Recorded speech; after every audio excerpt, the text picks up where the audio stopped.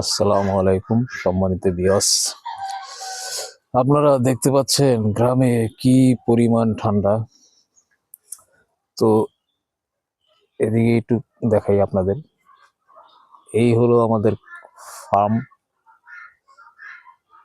চারিদিকে কিন্তু গাছপালা আছে, তারপরও ঠান্ডার ঠেলায় ভিতরে মুরগিগুলো চিল্লাচ্ছে। আসলে কি পরিমাণ ঠান্ডা সেটা বাস্তবে আপনি গ্রামে না আসলে বুঝবেন না, আর যারা গ্রামে থাকেন ঠান্ডা সম্বন্ধে তারাই ভালো জানেন। এই যে আমাদের পাশে একটা ঝোপের মতো দেখতে পাচ্ছেন, এই বাড়িটা এখান থেকে ওখানে যেতে অনলি সময় লাগে মাত্র 5 সেকেন্ড। মনে হচ্ছে বাড়িটা কত দূরে। আর একটা জিনিস দেখাই, ঠান্ডার জিনিসটা আপনারা আরো ভালোভাবে উপলব্ধ করতে পারবেন।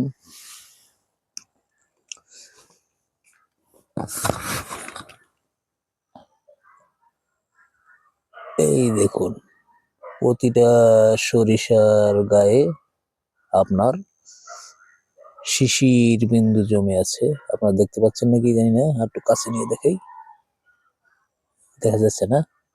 হ্যাঁ, দেখুন দেখুন, এই যে আমার কাছে একটা আছে, এটা দেখাই। তো এরকম সারা রাত ভরে আপনার পানি পড়ে, ওষের পানি যাকে বলা হয়। তো ঠান্ডার পরিধি খুবই বেশি।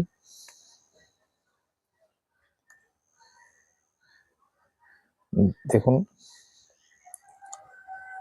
আমি এখন একটু,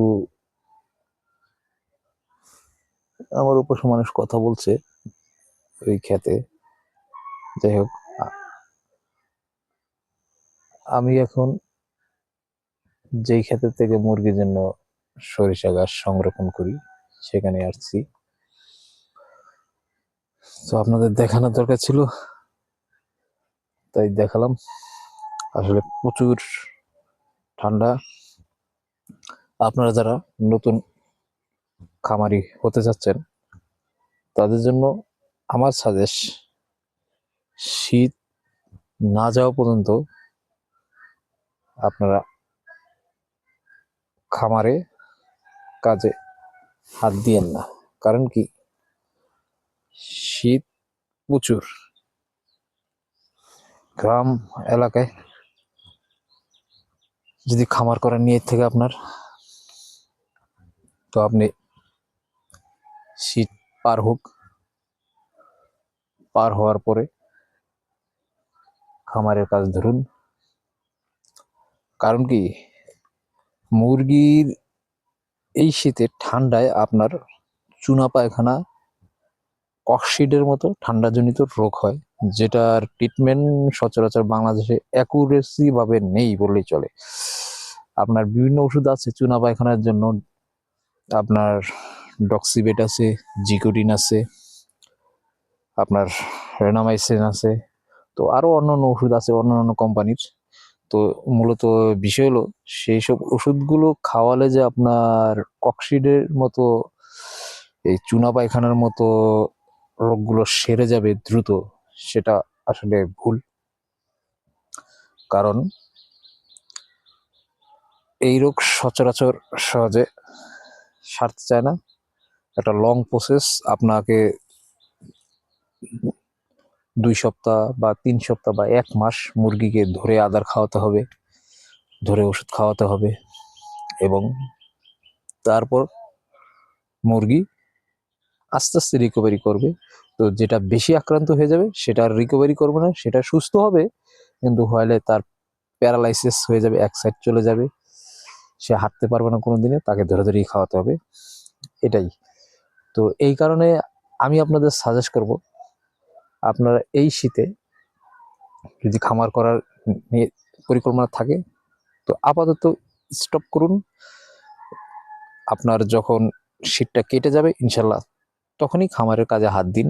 আর শীতে আমি এইবার শীতে যেই অভিজ্ঞতাটা অর্জন করেছি, খামারের সাথে যুক্ত হয়ে ইনশাল্লাহ আগামী শীতে আসার আগে আগে আমি যে প্রস্তুতিটা নিব সেটা নিয়ে একটা ভিডিও পাবলিশ করব, যাতে আপনারাও উপকৃত হতে পারেন এবং সবাই উপকৃত হতে পারেন। কারণ শীত আসার আগে আপনার এই শীতে কিন্তু আপনি জানেন গাছ সচরাচর মিলে অতটা কাটা হয় না এই ঠান্ডাজনিত কারণে।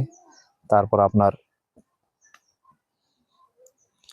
কাঠের কুড়া ভুসির প্রচুর দাম, কারণ গ্রাম অঞ্চলে খামার বেশি, তো বেশি থাকার কারণে এসবের দাম অনেক বেশি হয়ে যায়।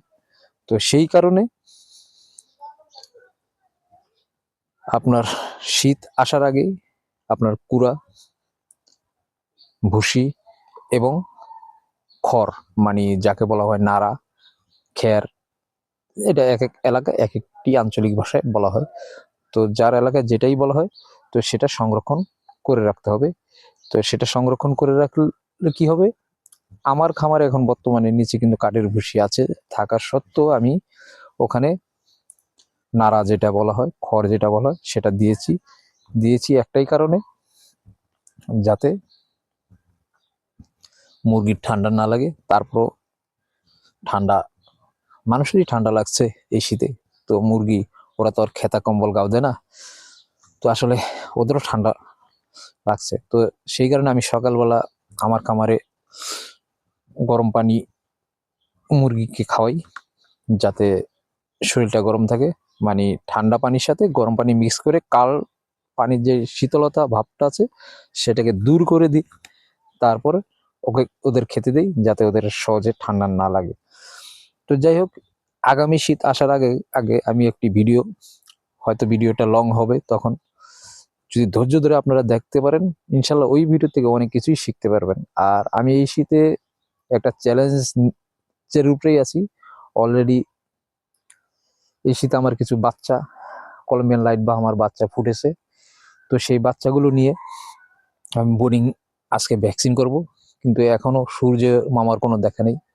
আপনি দেখতে পাচ্ছেন ওই যে আমি আমার খামার থেকে মনে হয় 1 মিনিটের পথ এসেছি, 1-1.5 মিনিটে আস্তে আস্তে।